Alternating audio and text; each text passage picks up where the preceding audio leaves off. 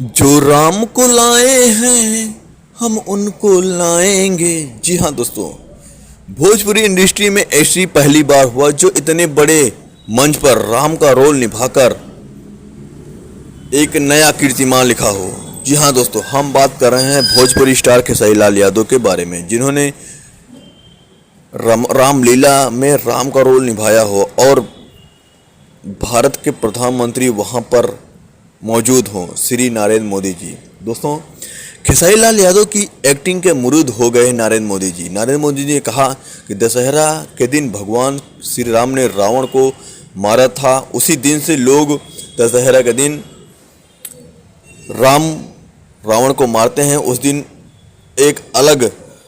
एक शुभ दिन का शुरुआत होता है।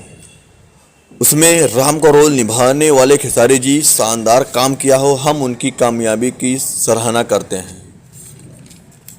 उधर खेसारी लाल यादव से जब पूछा गया कि आपको राम का रोल निभाकर कैसा लग रहा है, तो उस पर खेसारी जी ने कहा कि जो हमें बनाए हैं ऐसे महान पुरुष का रोल निभाकर मैं धन्य हो गया। यह मेरे जीवन का सबसे बड़ा रोल है। इससे बड़ा सौभाग्य मेरे लिए और कुछ भी नहीं हो सकता। यह मेरे जीवन का सबसे बड़ा दिनों में से एक था। दोस्तों, खेसारी ने राम का रोल बहुत ही शानदार तरीके से निभाया हुआ है।